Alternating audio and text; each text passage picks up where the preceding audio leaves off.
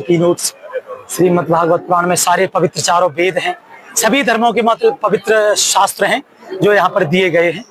अब ये देखिए, ये बच्चा है, ये है मंसूर अली, बगदाद राज जो इराक देश की राजधानी, वहां के राजा का बेटा था।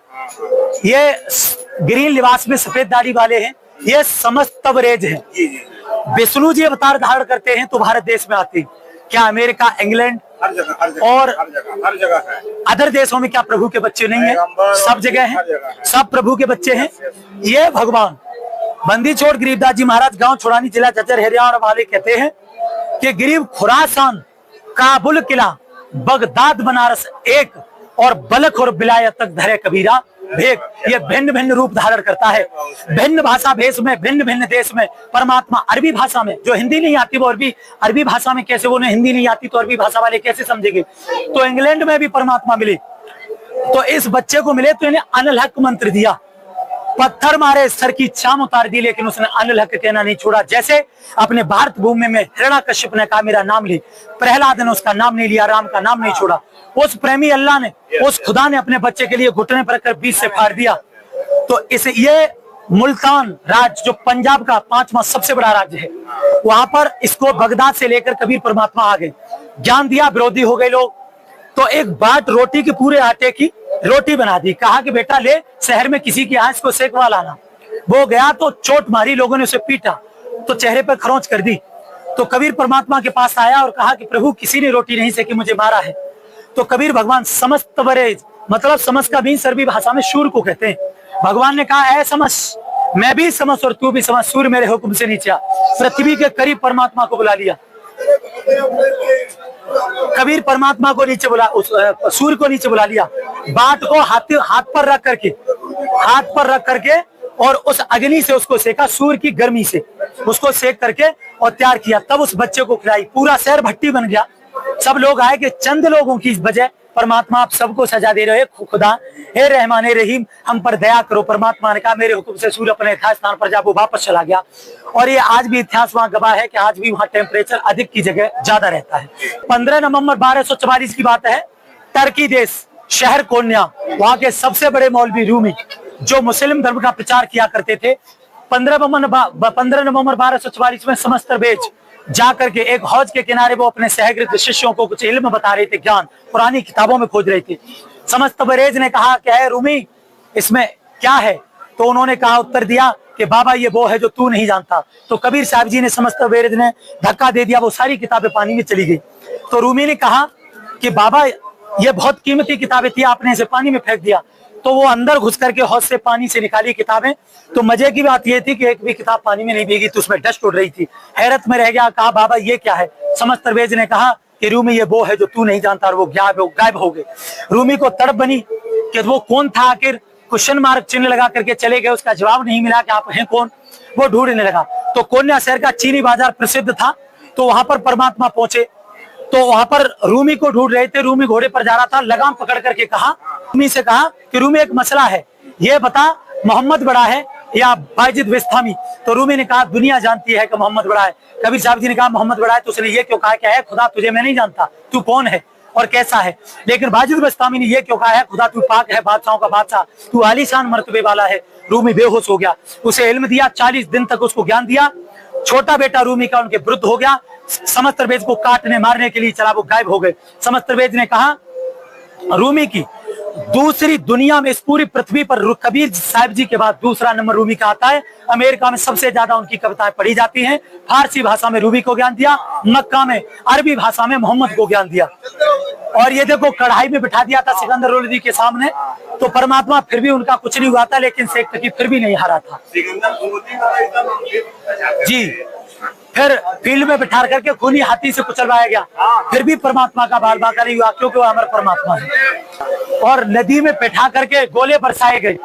12 घंटे के बाद कभी परमेश्वर डुबकी ले गए और फिर रविदास जी के यहाँ कुटिया में जाकर के बैठ गए। ये सभी लोग हैं कि रविदास को सूचना देते तेरा गुरु मर गया, जाकर के देखा तुम्हारा गुरु मर गया। कौन? मेरे गुरुदेव कबीर साहब जी, वो कुटिया में बैठे। मैंने सभी ने देखा तो हैरत में रह गए कि ये तो यहाँ बैठा है। तो उन्होंने कहा ये मरेगा नहीं, इसको भगाने का इंतजाम करते। तो वो बुनकर थे, तो कहा पूरे क्षेत्र में, पूरे उसमें, और उन्होंने काजी मुल्ला पंडितों ने एकत्रित होकर के और सारी जगह चिट्ठी बंटवा दी कि कबीर जुलाहा भंडारा कर रहा है, जिसमें एक दोहर मोहर सूखा सीधा, और जितने बार भंडारा करेगा उसे सोने की मोहर और कॉटन का कपड़ा मिलेगा, कंबल। तो 18 लाख लोग आ गए। रविदास जी ने कहा, प्रभु आपने भंडारे की कहा है? क्या हुआ कि भीड़ बहुत है, उनके पास लेटर है, प्रभु आप निमंत्रण पत्र है। जैसे ही कहा कि रविदास आजा अंदर, यहाँ से जाकर के भाग जाएंगे सुबह होते ही।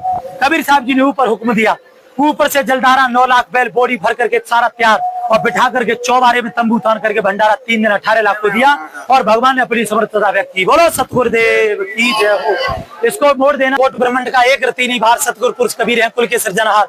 यहाँ पर संत रामपाल जी महाराज जी ने शंका समाधान करी है कि सारे असंख्य ब्रह्मांड रच के उस पर एक रति भार नहीं है। जैसे परमात्मा ने उदाहरण दिया कि जैसे मनुष्य ने जहाज को रच करके हवा में उड़ा करके उस पर स्वयं सवार है, ऐसे ही भगवान ने ब्रह्मांडों को रचकर उस पर स्वयं सवार है। इधर आ जाइए।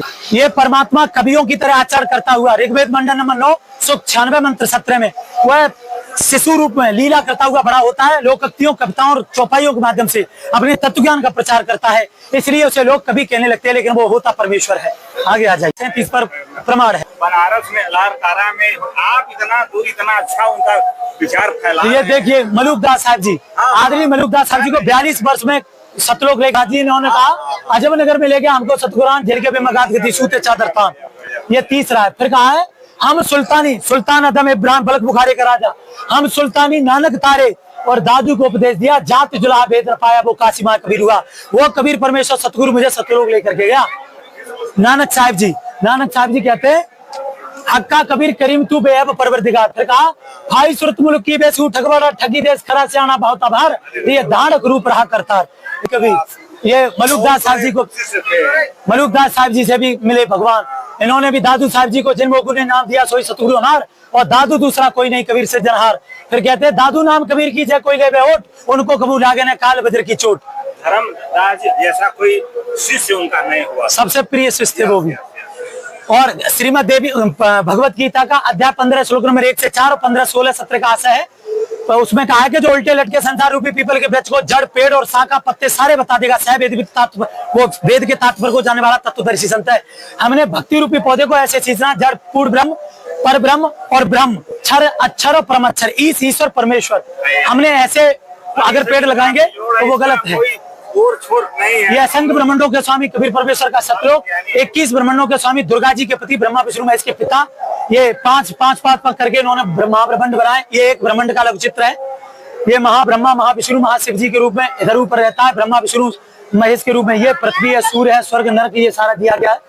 संत रामपाल जी महाराज जी के मूल उद्देश्य, साहब जी पीछे हट जाओ, साहब प्रदान करना, दूसरा समाज से पाखंडवाद खत्म करना, जैसे बकरों को चढ़ाते काट के शराब पिलाते मूर्ति को, युवाओं में नैतिकता करना, समाज में शांति व भाईचारा स्थापित करना, समाज से जात पात के भेदभाव को मिटाना।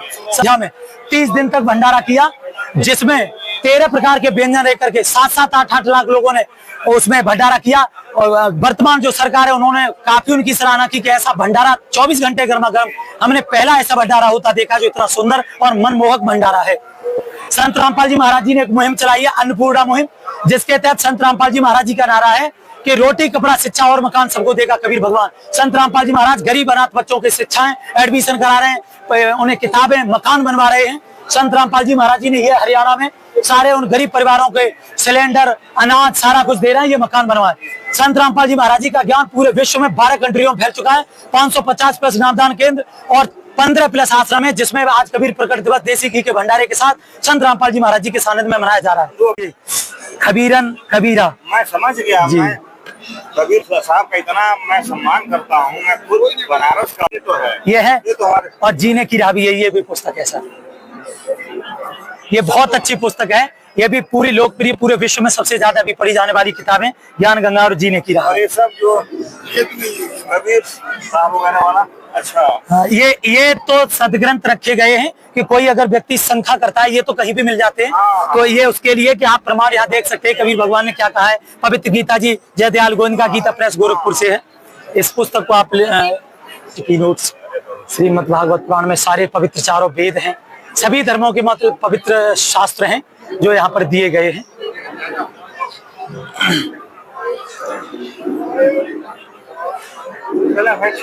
ठीक है सर।